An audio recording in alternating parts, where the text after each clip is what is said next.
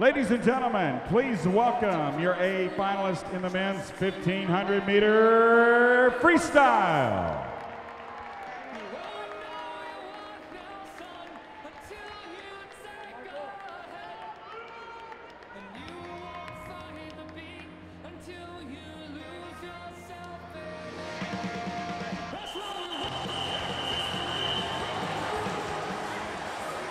The men's 1500 free will conclude the competition in Charlotte. That record's significant because along with Ryan Lochte in the 200 by M, the 1500 free performance by Sun Yang and of China in Shanghai last year is the only two world records that have fallen in the last 2 years. Tess Glasner of Denmark will go out of lane 1. Ryan Feely, University of Michigan swimmer, in lane 2. Taking a break from that open water that we know now he's so enticed by his host Maluli. The veteran, the Olympian, winner here of the 400 free, and he'll be in lane 3 for this. Peter van der Kay skipped the parade. He's been out there already for a couple minutes, ready to get, he's anxious to get going. Three-time Olympic medalist Sean Ryan, another Michigan swimmer, will be in lane 5. Michael McBroom from the University of Texas in lane 6. Chadlot Huret, 5th in the Worlds in Shanghai last year. He'll be in lane 7. And Joseph Arnold from the Mission Viejo, Nadadores in California, will be in lane 8. Well, that world record swim we saw was something, Rowdy, because that broke a 10-year. Grant Hackett's record in this had stood for 10 years until Sun Yang took it. I remember us talking about the race and saying how what a nice little race it was, and looks like the only world record was going to be Lochte, and all of a sudden he comes home in 26 plus, faster than any other 200 freestyler came home in that last 50 of his 1500. And yes, Sun Yang went on to smashed the world record, 14:34, and I think big things are ahead for him again this year. He's already ranked 1st in the world again, and by over 5 seconds. Yeah, that's right, over Park Tae-wan, who's got the 2nd best time in the world. The Olympic champion in Beijing, and then he followed up with the 2009 World Championship, is in lane 3 here. That's Maluli. Yeah, Maluli had a pretty good 400 and is on the comeback trail. When we talked to him last night, he said he's dealing with a lot of shoulder issues, having a lot of shoulder problems. And when you take that many strokes over that many yardage, you're going to develop some shoulder problems, and at least some swimmers do, Ted. And you know, I think he's looked a lot sharper this year than he has over the last couple of years. And he's definitely going to be a huge factor. There's no question about it. You don't win an Olympic gold medal unless there's some obvious reason to that, but boy, he's going to have his work cut out for him against Sun Yang. I think that guy right now is just about unbeatable. I mean, he was ranked 1st in the world last year by 10 seconds. He won that gold at Worlds, remember, Ted? And 2nd place was 10 seconds behind him. And that was 2nd place is Ryan Cochran, the Canadian, who's a very good distance swimmer. Well, yeah, he won the bronze in 08. So this is a solid field here. Along with Maluli, you've got Chadlot Huret, who has a great chance to make the team. Peter van der Kay has already proven that he can swim this race. He was on the team in this event in 08, went 14:45 in 08. We should obviously, those who understand the sport know that most of the field has already competed in this distance, and they're a pretty good time. Connor Jager, the 21-year-old Club Wolverine swimmer, 15:07.29. And that's got a pretty good chance. It does. It has a good chance of winning, and we should know about halfway through whether it's going to be competitive. Not necessarily whether it's going to win, but certainly whether Jager has a chance to actually be a part of that, at least the winning platform. See Huret, lane number 7. McBroom from Texas had a great year at Texas. Finished in the top 8 in both the 500 and mile. Right next to him in lane 6. And so it's La Tourette and Michael McBroom right next to him that are 1 and 2 at the turn there. Malooly is 3rd. Long gold medal drought, Ted, in this event. For the United States, yes. For the United States. I'm looking, Peter Vanderkay appears to be, is he out? He's out of it. Is he just out for a swim here? Well, he doesn't appear to have.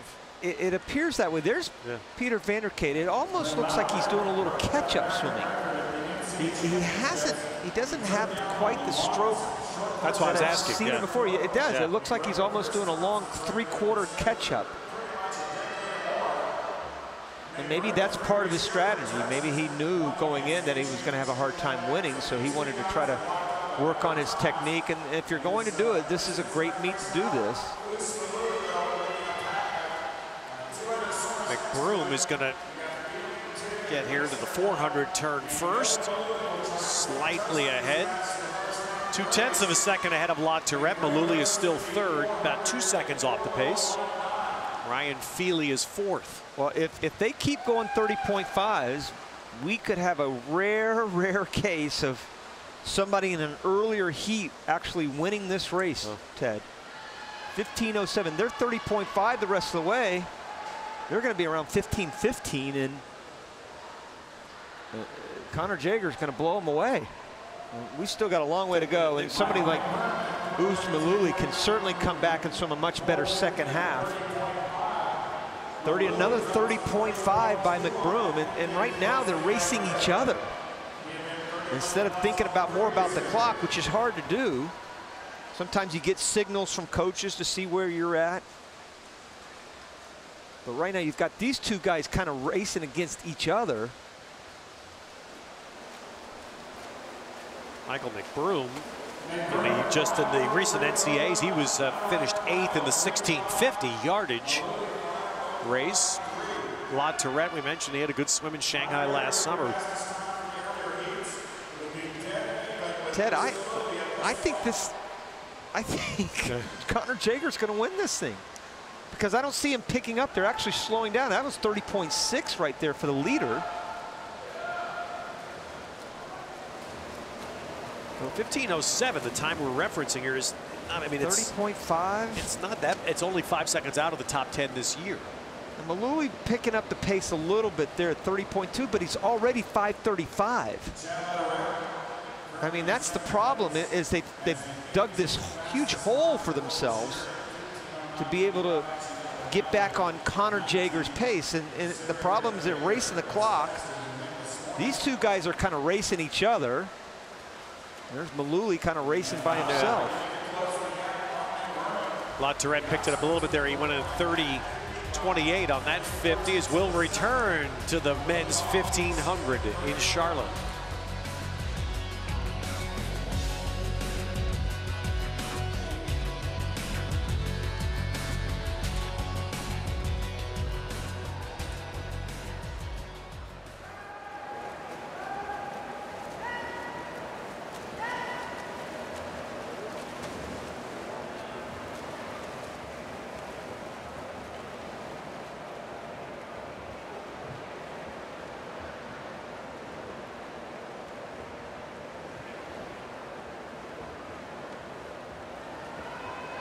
The meet record was ejected this afternoon, 15:05.96. That's held by Peter Vanderkay at 2010. And right now, these guys are on pace to go after it. McBroom fighting back against Lateran, 7:05.5 for both gentlemen. Malooly at 7:07.7. The two guys in front continue to outswim Malooly by a tenth or two over the last few 50s, and have begun to build credibility all along the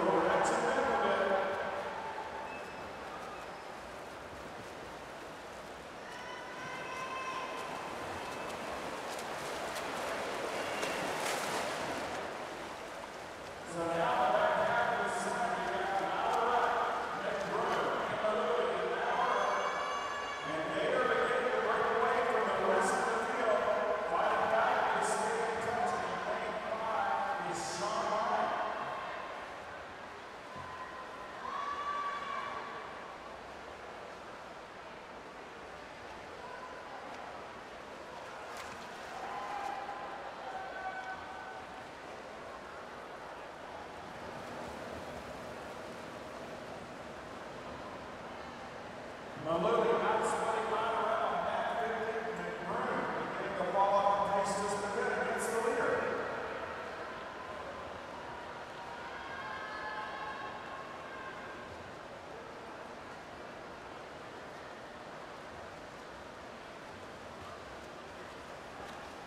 Now approaching 900 meters. Lateret 30.0 split. McBroom 30.4. Malou 30.7. Lateret looks very good, folks. Returning to Charlotte, 900 meters into the men's 1500, Chad Lateret is near the bottom of your screen. Second lane from the bottom is the leader. He's extending now a little bit more on Michael McBroom. Os Maluli is hanging in third, and it's really those three.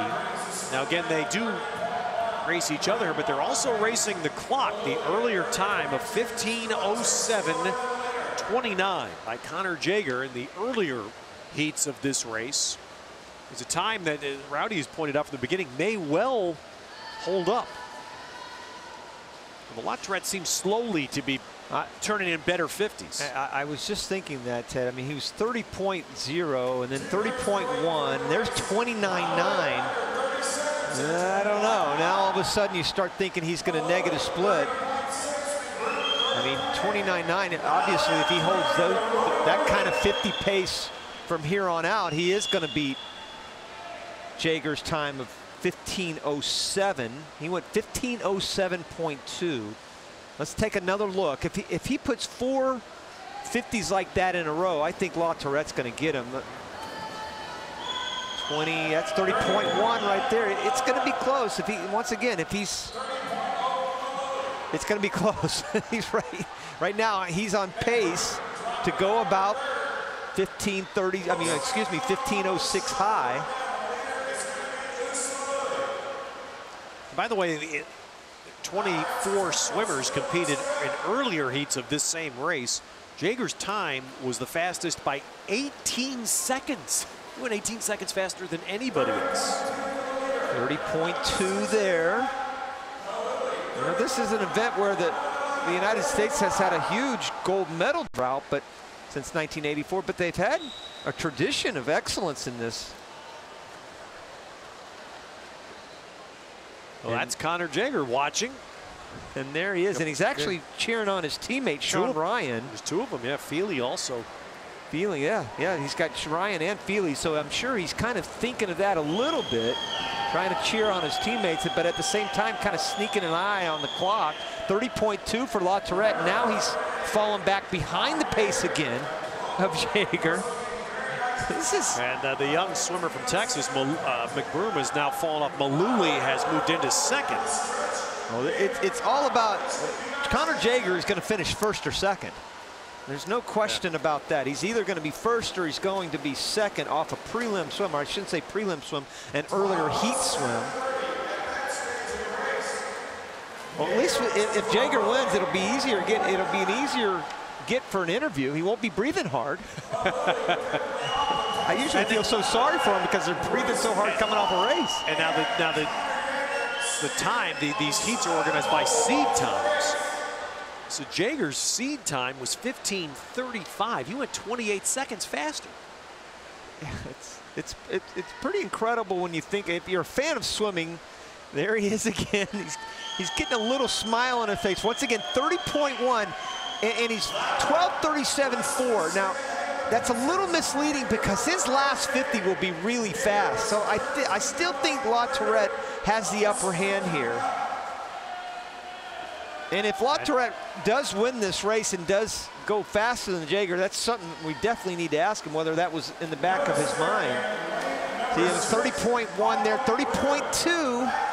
He'll have to have a great last 50, 200 meters left. The last 200, and it's now all about Lateret. He has pulled out on both Maluli and McBroom. So it's Lateret against the clock, not against the other swimmers in the pool. Yeah, you look at him and he's what? Boy, he's a good 7 or 8 seconds ahead of everybody else in this field, but he's still a couple of tenths of a second behind Jager. 30.2 there. This is going to be a lot of fun. And why I laugh is because we don't see this in swimming, Ted. I mean, I have to think, I mean, it's happened, obviously, but at this level, I mean, I have to go way back to the NCAA championships, way back in, I think, 81 or 82. When it happened there. Since you've seen that. It came out of a prelim race. This is a big split here. This 50 here is 30.2 that last one. 100 meters left to go. 30.1. He's 0.6 of a second, 0.7 of a second behind the pace of Jaeger. So he's going to have a great 100. He's going to have to be under a minute. That's it. He's going to have to be at least be 59 low this last 100 to have a chance.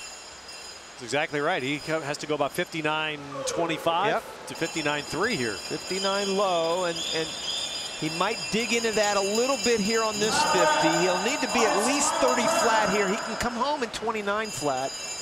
30 flat, that's about right. And he needs to be home in 29.2, and he'll be able to get him. All right, so now remember, this is Chad LaTourette right there, but the number, watch the lower right, the number, it's 15:07.29. That's what LaTourette is racing right here.